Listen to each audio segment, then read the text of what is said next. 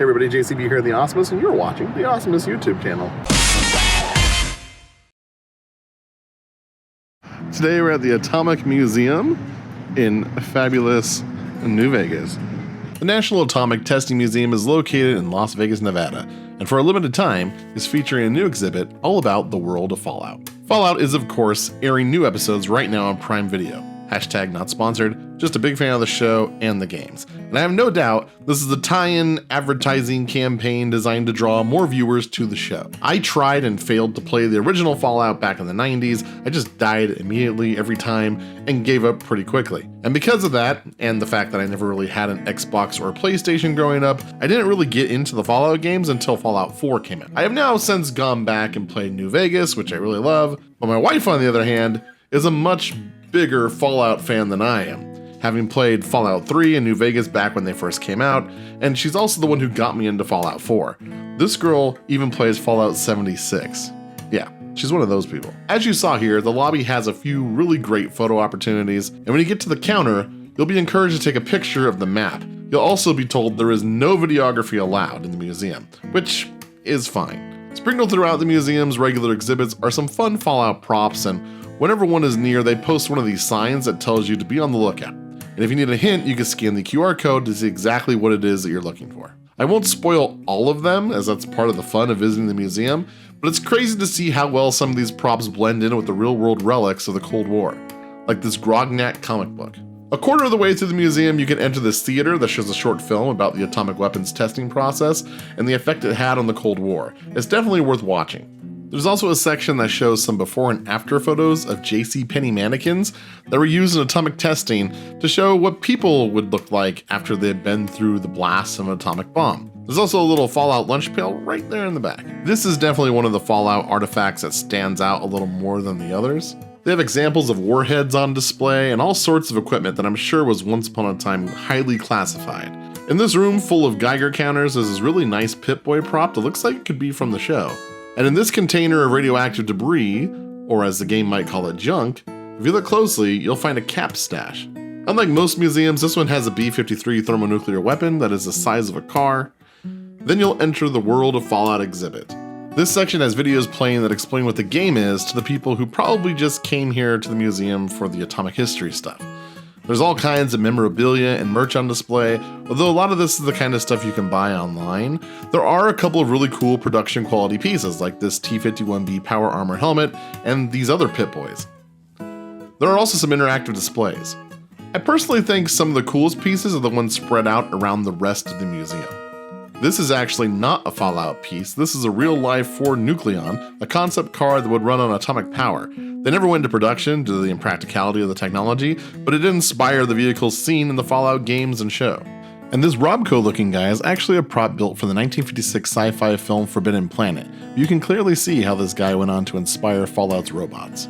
After the museum, we went down the street to Buca di Beppo for some yummy Italian food and discussed our experience.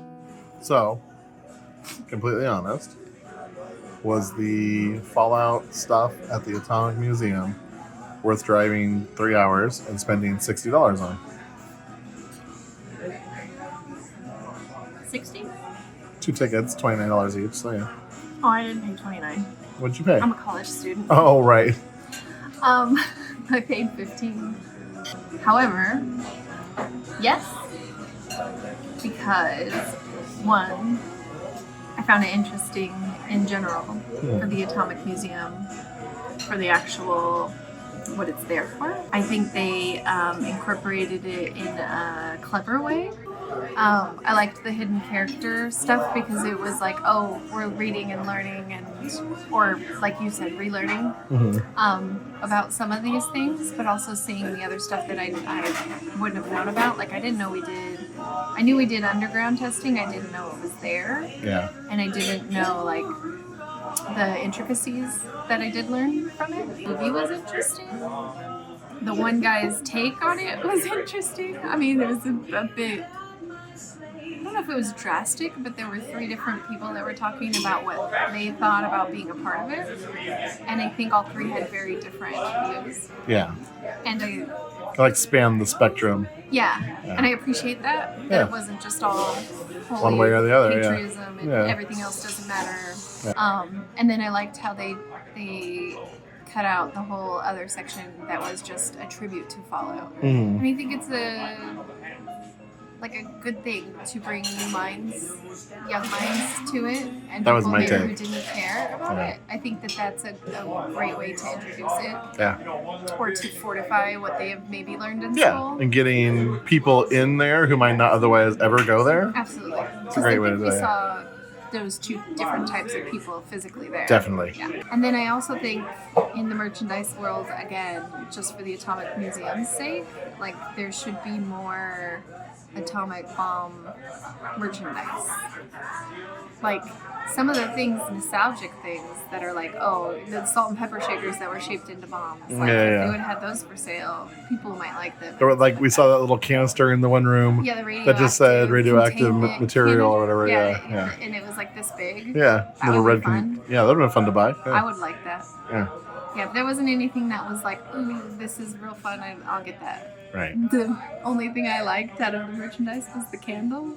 I mean, and the Jones sodas, but Sure, also we have those. Well, we have those, and then $60 a case. For a few years now, we've been meaning to go to Ethel M's, which is a chocolate factory in Henderson, Nevada, that has a massive cactus garden outside. So we figured since this is the time of the year they decorate the garden for Christmas, and since we are already nearby, we should go check it out. My wife is obsessed with cacti and currently has over 200 cactus plants at our house, so any chance we have to see a large cactus garden, she's up for it. The chocolate factory also offers tours and chocolate/wine tastings, but we decided to save that for another trip.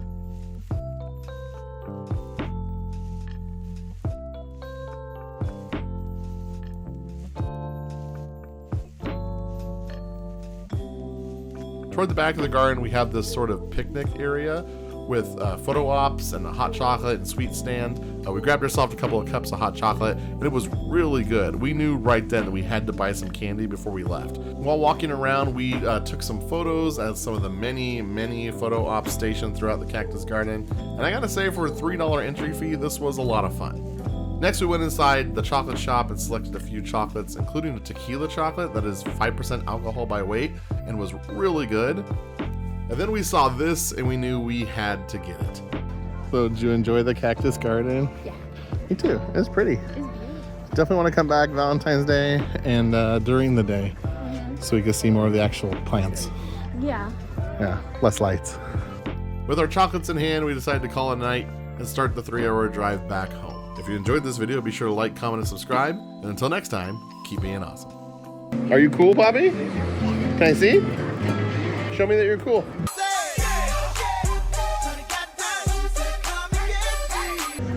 Did you have a good day today? Do you want to come back another time? You want to ride more rides another day? That'd be good. All right, you ready to take a nap in the car? Okay.